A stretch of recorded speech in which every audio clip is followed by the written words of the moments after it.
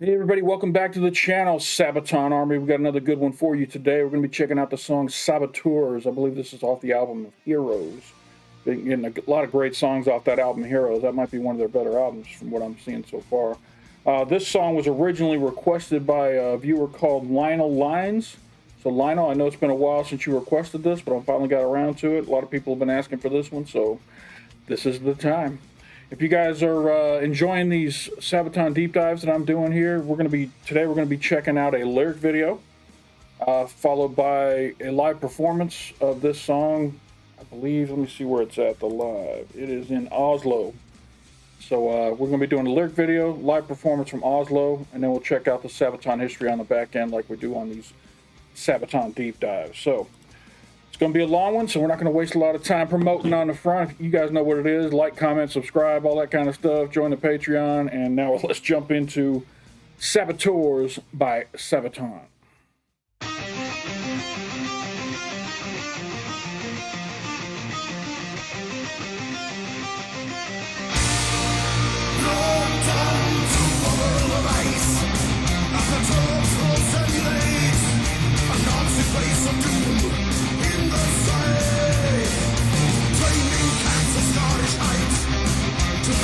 Saboteurs, the mission of the lives lies ahead. Called into serve, and they knew what to do. They were the heroes of the code, warrior of soul. As in a book of history, they played a leading role. So in the Second War, our lifetime was running short. They raced against the bomb, and hours turned to days. Time passed slow. As the nature test the strength, they would fight through night and day to live amongst the wild, stay alive. Called into serve, and they knew what to do. They were the heroes of the code. All right, so I'm guessing it's called Saboteurs. So I'm guessing, and it also mentioned commandos. I'm guessing this was like a behind the enemy lines kind of mission, maybe. And it said before the bomb. So maybe this was to go in and stop the Germans, the Nazis, from developing nuclear weapons. This was some sort of mission to do with that. That's my guess right now. We'll see how this develops. But based on the lyrics, that's where I'm at.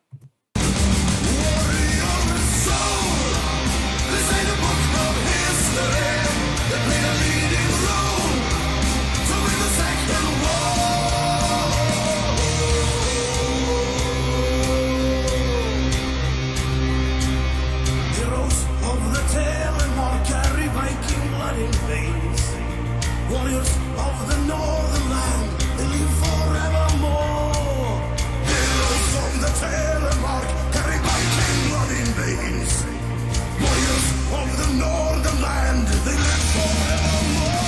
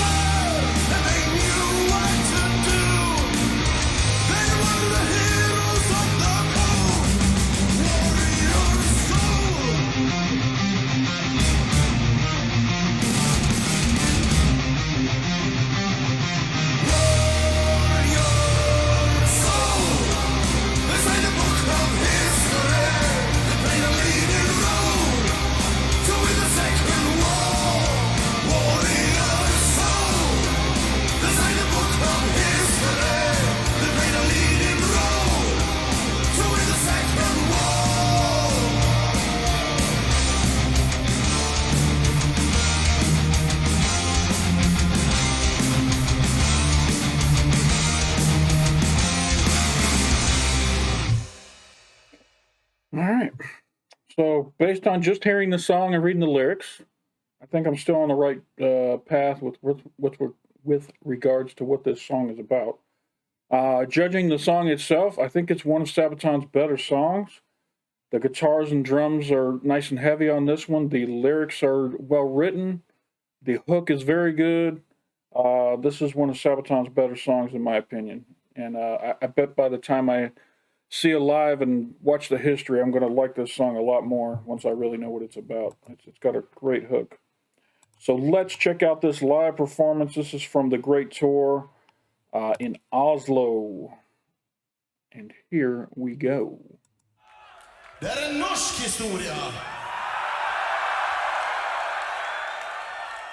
Om tungvannssabotaget. Saboteurs!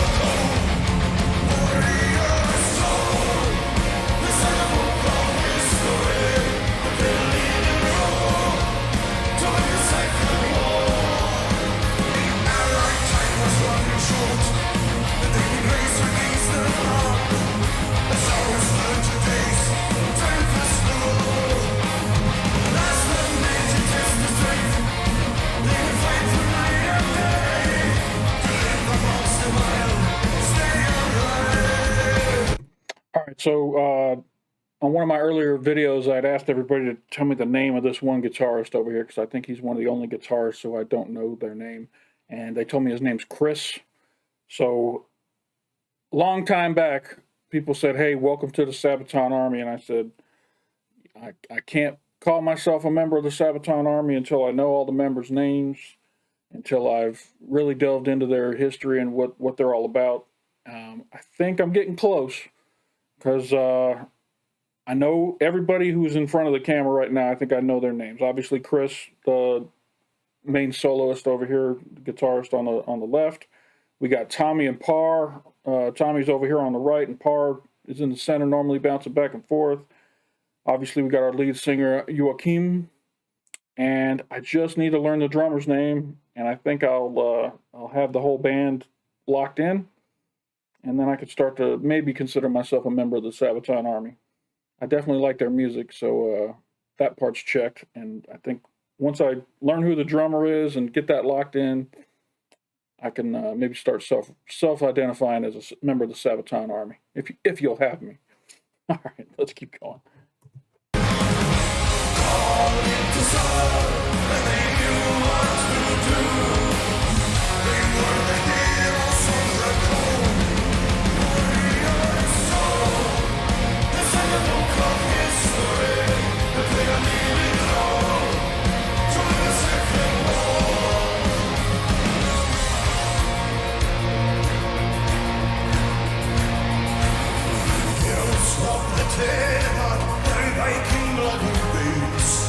Warriors of the Northern Land, they live forevermore.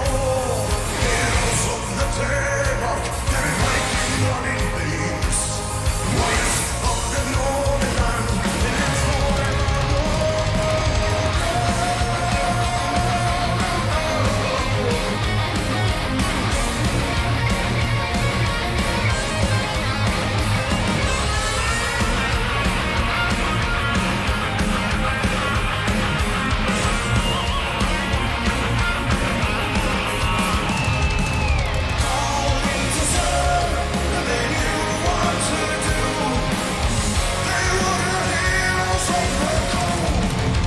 I always notice when the guitar solos are going on that Joachim always goes off to the left side of the stage, out of view.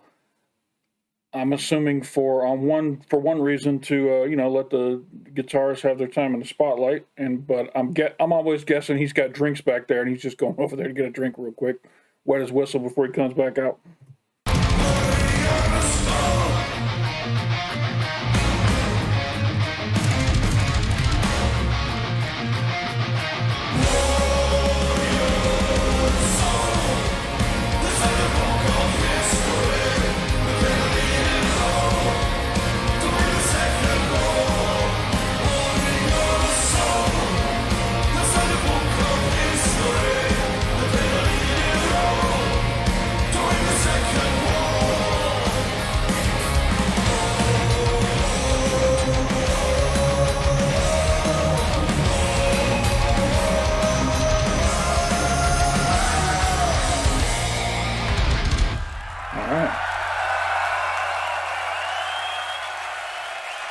Looked like they had a real good crowd there in Oslo.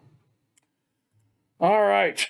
This song is growing on me, and I'm sure once we know the history behind it, it's going to be locked into probably my top 10, somewhere in there. Looks like we got Par and Indy here ready to do a history lesson. This is Saboteurs, Norwegian heavy water sabotage. Heavy water sabotage, all right. I know that's got to do with nuclear reactors. Sabaton History number 11. Let's jump into it and see what this song is all about. I'm Indy Nidell, and I'm Per from Sabaton, and this is Sabaton History.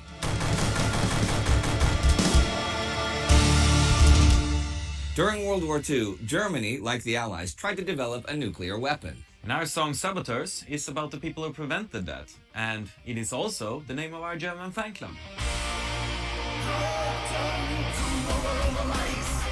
So, what if the Nazis had developed the atomic bomb first? From the early 1930s, interest in atomic energy had grown dramatically. New research by men like British scientists Ernest Rutherford and James Chadwick had shown that by colliding an atom with a neutron, the atom could be broken down. And by bombarding unstable elements, a huge amount of energy was released during that breakdown process. The German chemists Otto Hahn and Fritz Strassmann had further discovered that bombarding a uranium atom with a neutron would lead to fission, in which more neutrons were released. Those in turn would split more atoms, creating a chain reaction that would not only release an incredible amount of energy, but could even lead to the creation of new elements, a discovery that got Hahn a Nobel Prize. But as the Nazis steered Germany towards war, a new question arose. Could this new discovery be weaponized? Could this new energy be released in a bomb? By early 1940, the German scientists Kurt Diebner and Werner Heisenberg thought the answers were yes and yes. However, certain key components were needed to create such a bomb. One such key component in releasing the nuclear energy of atoms was heavy water. Let's get scientific for a minute, right? The core of this theoretic atom bomb would be plutonium surrounded by high explosives that would kickstart the atom-splitting chain reaction. But the element plutonium does not occur naturally and must be artificially created in a reactor, where neutrons bombard uranium to create it. This process was nearly impossible to control, so the scientists needed a moderator that would slow the neutrons down just enough to make it controllable. Such a moderator could be heavy water. Now, heavy water had a longer reactivity than normal water because of the heavy isotope deuterium attached to the hydrogen atoms. This is naturally occurring in water, but only in a tiny, tiny frequency. But it can be artificially produced through electrolysis. One facility experienced in creating heavy water was the hydro plant Vemork in the Norwegian municipality Telemark. Vemork had produced power for a factory that created artificial fertilizer and had initially had heavy water as a byproduct, but over the years had recycled the heavy water, effectively enhancing its purity to over 99%. No one had really cared much about heavy water though, but as it became clear that it would be essential in the atomic fission process, its value suddenly increased enormously. Germany invaded Norway in 1940, but the heavy water reserves were smuggled out of Norway before the Germans reached the plant, though it would produce new heavy water now for the German atomic effort. But the chief manager of the plant secretly kept British intelligence up to date about German plans. In fact, many Norwegians felt obliged to help a newly formed branch of the British government, the SOE. This was the Special Operations Executive, formed in July 1940. Its main task was to fight the German occupation in Western Europe through industrial and military sabotage. Specialists, elite soldiers, survivalists, and secret agents would make contact with the occupied populations to find and recruit qualified volunteers to fight the Germans behind the lines. They would not just gather information, but actively kill and destroy German personnel and equipment. Preventing Germany from developing an atomic bomb was on their to-do list.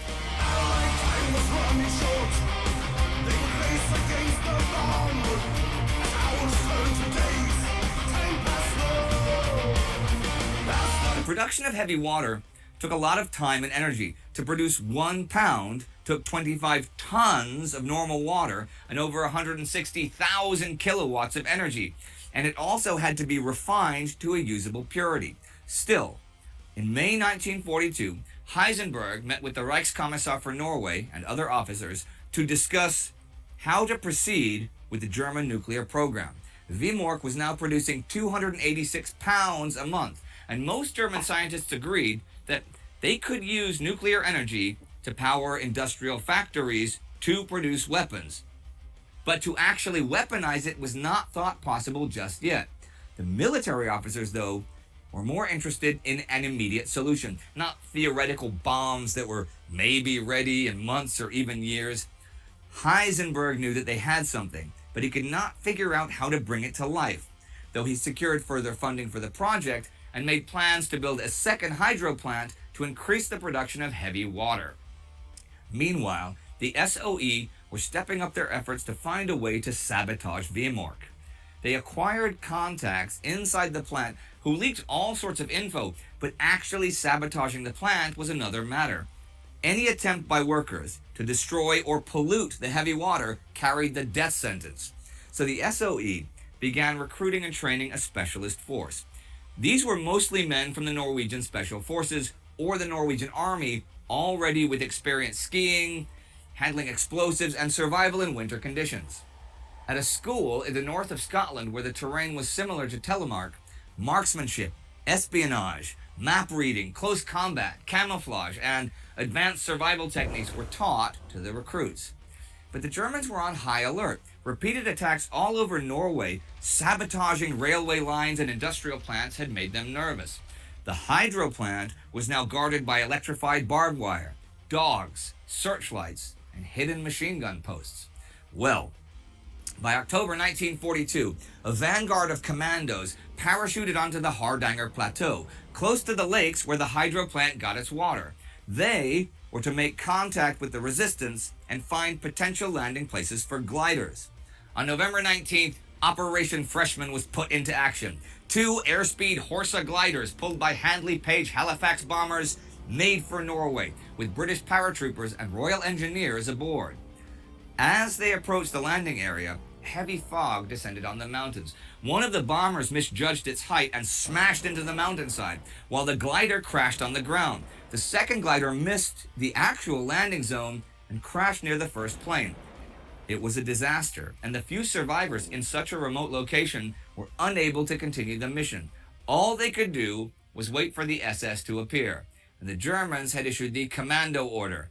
Every man identified as a commando was to be interrogated and then shot. No prisoners were taken. So this is part of the war that almost no one thinks about when they think back to World War II, World War One, any war. The industrial assets that are gained by the conquering army, and that then boost that army's resources. And you know, you never hear any war stories about heavy water being sabotaged. I mean, I've never heard anything about this, but when you think about it, it makes a ton of sense. Obviously, intelligence is a premium in this case. Knowing exactly what they're doing, how they're doing it, it's key to have those people that are inside the system that are helping smuggle out information to the Allies. And this is really an amazing story. I'm looking forward to seeing how they actually sabotage the plant, because it seems like Germany was protecting it with the highest level of security they could come up with.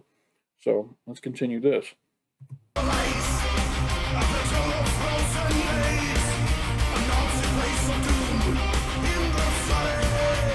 Amid visions of V-2 rockets armed with nuclear warheads falling on London, the SOE hastily agreed to send in the Norwegian Special Forces in Operation Gunnerside. They would parachute onto the Hardanger Plateau and ski their way to the hydro plant to destroy the heavy water stock or the electrolytic equipment in the basement. On February 16, 1943... For those of you that are new to the channel, I'm actually an ex-paratrooper. I used to be in the 82nd Airborne Division. And before you recommend 82nd All the Way, I've seen it already. It's in my history, so go check it out. A British Halifax flying under German radar crossed into Norway. The men successfully parachuted down, and in white camouflage, they skied toward the plant. Now, Vemork had been under lockdown since the failed Operation Freshman. German intelligence had been sweeping the countryside for potential collaborators, and additional patrols, floodlights, and anti-aircraft guns were now deployed. The direct way in, the single bridge crossing a ravine, was out of the question. There was, though, a potential weakness. A railway line that brought equipment into the plant. The train passed through a gate in the fence, and because of its prohibitive location, was presumably only lightly guarded. They were also tipped that there was a secret entrance to the basement through an open cable duct. On the night of the 28th, the commandos descended the ravine, crossed the icy river, and climbed the other side in the harsh wind of Norwegian winter, reaching the railway line undetected. There was only a pair of guards and enough cover to sneak by, the gate just a few hundred meters away. They split into two groups. One was the demolition team. The other would cover its advance with submachine guns and grenades if the guards were alerted. With bolt cutters, they opened their way into the compound.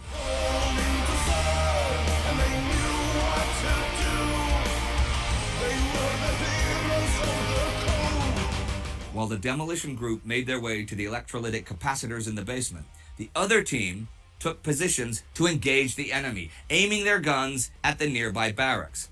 The basement door was locked, but as promised, the cable duct was still open. Two commandos from the demolition team crawled inside and through the tight space. After 10 minutes of crawling, they reached a hole over the basement and lowered themselves down. They quickly overwhelmed the surprised workers and locked the door. In the room with the capacitors, they planted 20 nitrocellulose charges around the equipment and ignited the fuses. They then released the workers and all dashed out through the door. The explosion that rocked the basement set fire to the building, but the heavy concrete had muffled the sound and no alarm was raised. Wow. Running through the night, they linked up with the second team and made for the railway lines. As they reached the ravine, a shrill siren sound came from the compound, but luckily for the saboteurs, the floodlights could not catch them. They disappeared into the night. Wow. I'm sure there's been a movie made about this, right? There's got to be a movie made about this. This is awesome.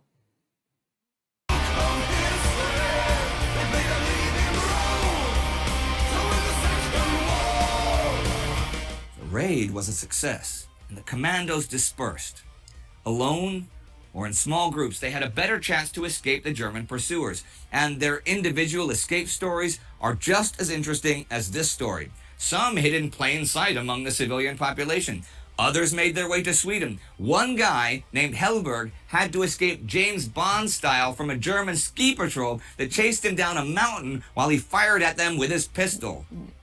All in all, the sabotage was one of the most impressive feats of the whole war, straight out of an Alistair MacLean novel. And though it did not put a stop to the German heavy water program, it did put them behind schedule.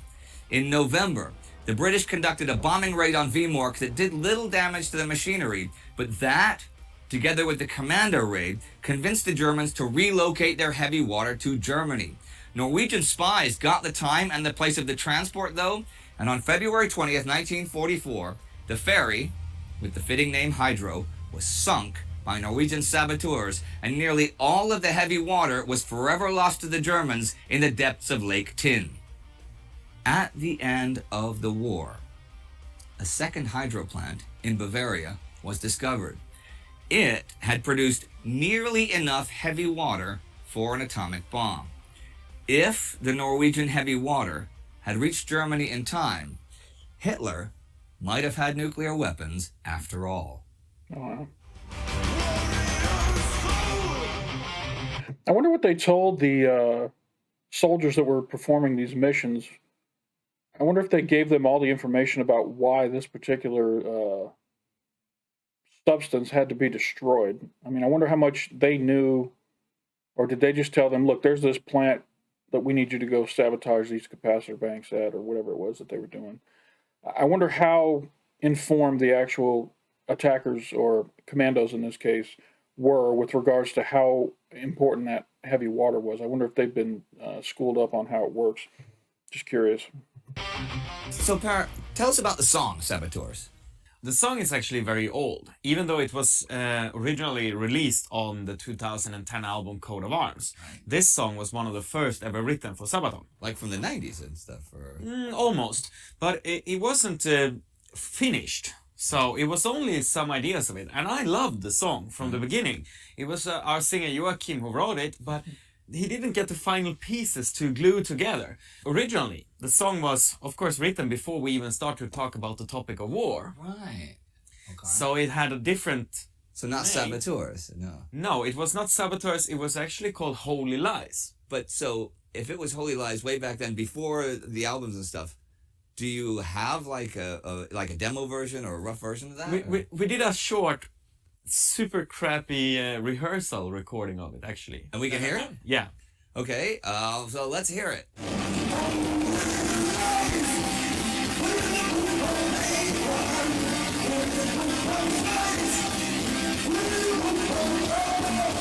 Super crappy, that was awesome. That was great. I thought that No, the quality on that was super crappy. I don't know what Indy's talking about. fitted very well with the story about the hydro plant in Norway. And it connects to a funny thing. When we released the song, we were contacted by the Norsk Hydro, By the plant. Yeah, by the plant, and one of the representatives from it, who sent a little gift in shape of a little bottle containing water. Heavy water. No way. Not enough to produce a nuclear bomb, of course, Okay. but if we ever want, we need a couple of more small bottles. You got a little heavy water. We were also asked by the people from Norsk Hydro to actually do a concert in the hydro plant. Wow. So this was something we couldn't do at the time in 2010, but we have still talked about it, and there's an option to do it in the future. But if you did, since I live in Stockholm, I would totally come for that. Could I introduce you? Sure. That'd be fun. I mean, okay. My idea. We'll see if it ever works out. The song Saboteurs has also inspired to another thing. What? It inspired to the German fan club. Right. They are called the German Saboteurs. Why do you suppose they chose that? Well, I think that they refer to that they want to come and sabotage our concerts, I guess. Aha. Even though I don't think that they sabotage our concert, I think that they make them very rich. Now, your other different national fan clubs and stuff, do they all have different names based on songs and stuff? Some of them have. I mean, we do have fan clubs who are named after Wolfpack, and we have Panzer Battalions and these and Karelians. Are the Brazilians ones like Smoking Snakes? Of course. Of course. So that was the story about Saboteurs. But we'll see you next time on Sabaton History. Alright, thanks for watching, and don't forget to subscribe to the Sabaton History channel, check out the Indies other channels, and also support us on Patreon, because that's really what makes this happen. All right. I like this song a lot, especially, man, when you know the story behind a song, it really just enhances how special that song is to you. And now knowing how these commandos overcame such tremendous odds and were able to cripple the German effort, or the Nazi effort, to develop nuclear weapons during World War II. What a great freaking story. There has to be a movie made about this, right? This was such a great story. If there's a movie made about this, let me know. I want to watch it. I want to watch that movie. But yeah, this song was really good. Saboteurs. I think this came off the Heroes album as well, right? If that's the case, man, this Heroes album's been turning out a lot of really great songs. So I'm looking forward to knocking them all out off that album. I've not had one yet that I didn't like, so... All right, so that's all I got for today. If you guys are enjoying these deep dives, hey, give me a like down below. It doesn't cost you anything, and it really helps the channel out. And, it helps me get my stuff out to more people out there in the world. Spread Sabaton's message as well. If you're not yet subscribed to the channel, thank you to all the subscribers, man. You guys just got me over 4,000 subscribers, and that's a big milestone. So we're trekking on to 5,000 from here. And I'm recording this on New Year's Day, so today's January 1st of 2022, and just keep on growing, man. Everything's going good on my end, so thank you all for subscribing. If you haven't subscribed yet, There's a big red button down below. Click on that. It'll turn gray, let you know you're subscribed. And if you hit that notification bell right next to it, anytime I drop some new content, it'll give you a notification on your YouTube channel when you log into it, letting you know that Touchy Reactions has dropped some new content. If you're able to support the channel financially, I appreciate it very much. I've got a handful of patrons that are helping us drive the channel, and I appreciate all of them. There's a link down below in the description to my Patreon. Over there, I've got 3 weeks worth of videos that have not yet released to YouTube.